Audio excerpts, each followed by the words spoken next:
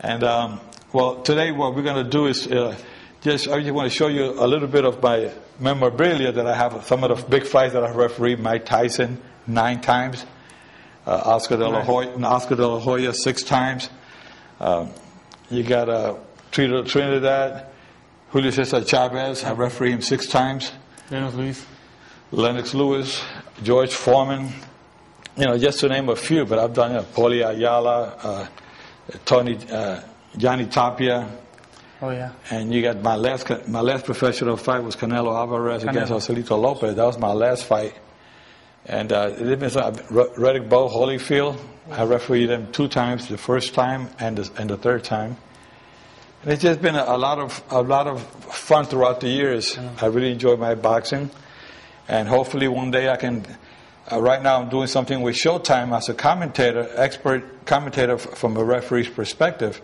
But you never know. Maybe I get back into boxing not as a fighter, but maybe as a trainer, maybe as a consultant, something that I can keep myself busy, because I think I can help a lot of fighters around the world.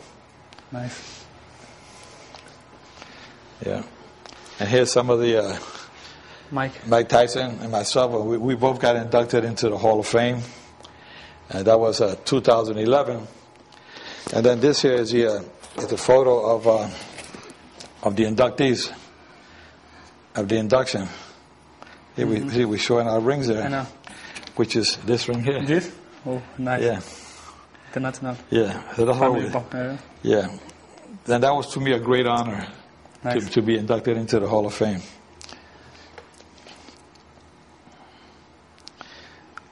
Throughout the years, you know, Lennox Lewis, Galata,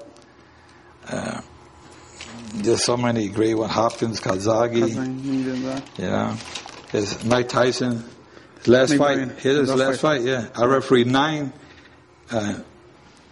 And of course, there's some of the movies that I've been in. The Rocky Balboa movie with Sylvester Stallone.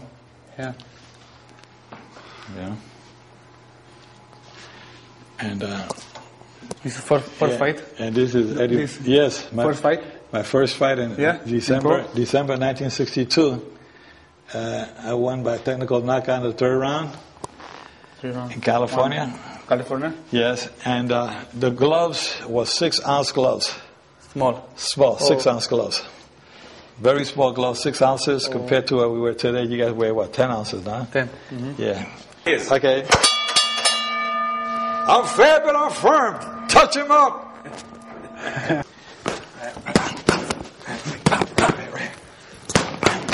Three.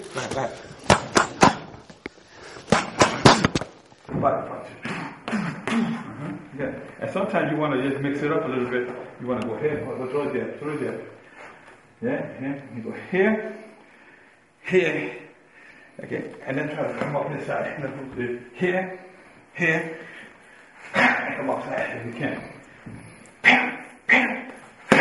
That's it. Yeah.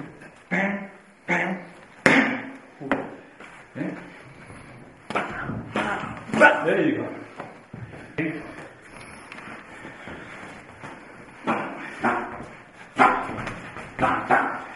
Jab. If you're moving, you got to keep going with the jab as you're moving out. Don't just move out, because then I come after you. Yeah, but when you're moving to that right, you got to throw in the jab as you're moving. Come back again. As you're moving that way, jab. Get out of range with the jab. Okay. See, I'm lost, and I'm here. Okay. Go there. Keep going. Joe, talk about inspiration. We have a Romanian fighter training out in Vegas for almost 6 months right now. And it's a great inspiration to see your career, to see the memorabilia that you have gathered in your house. What advice do you have for a young fighter? It doesn't have to be necessarily the Romanian fighter, but anybody who moves to Vegas and he wants to make it big in the sport to become the best he can be.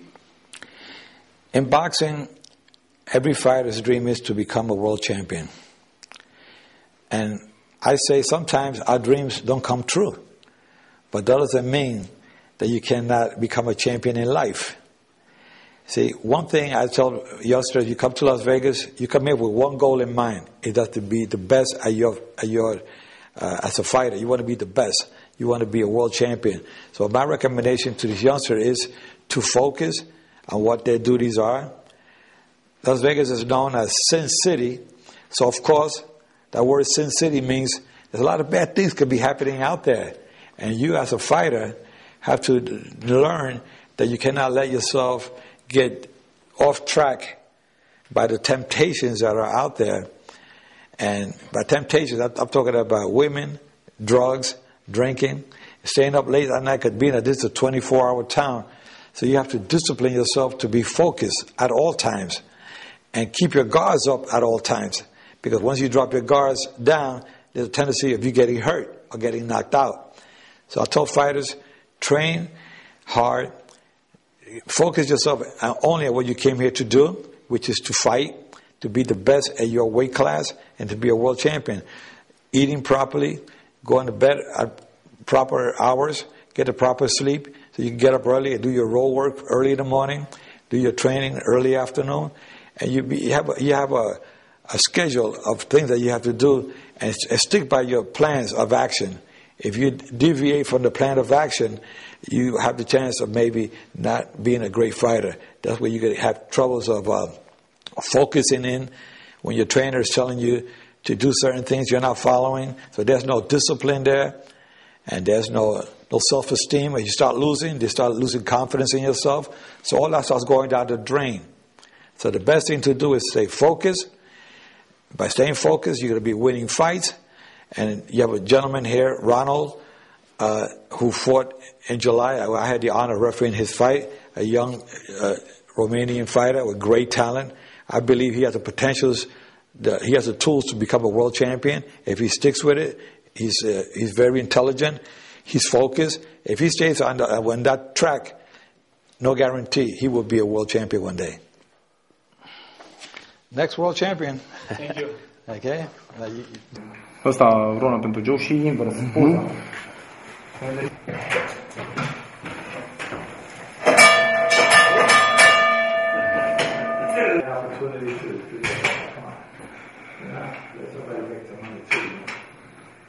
have a bunch of champions.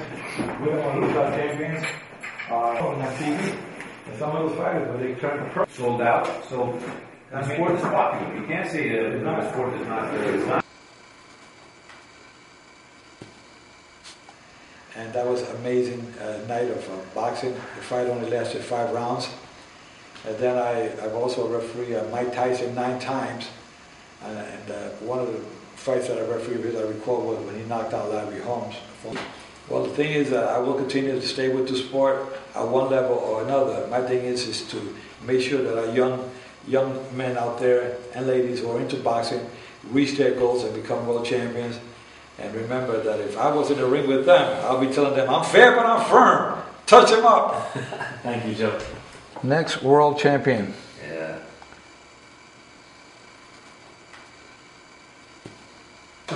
And you were a good boxer. And that's the point. You got that right. I remember. One thing that Pace, if you're not in shape, you have to be in shape. You have to be in condition. Because your mind will tell you one thing and your body will tell you another. You know? Your body cannot come across. You cannot do your body can tell you jab, but you can't because you're not conditioned. You're too tired. You can't throw the combination. You're too tired. So whose fault it is? It's your own fault. But you have to be very careful. That's why your trainer has to tell you, I bring you to a certain peak. I don't want you to go too much. See, there's a peak that goes like this. You're coming up that peak and training. If you go on that peak and you go over peak, then it's like if you're not training. See, you train too much. You got to go here for the fight. The fight is here. Tonight's a fight. You're here. You got to be right in here. If you overtrain, now you're going down this side, you're not going to be focused. You don't have it for that. You can't overpeak. Overpeak means overtrain. You cannot overtrain. Your trainer has to understand. Okay, you look good today. Stop right there. Tomorrow, all I want you to do is move around, hit the bag a couple of rounds, maybe 2 or 3 rounds.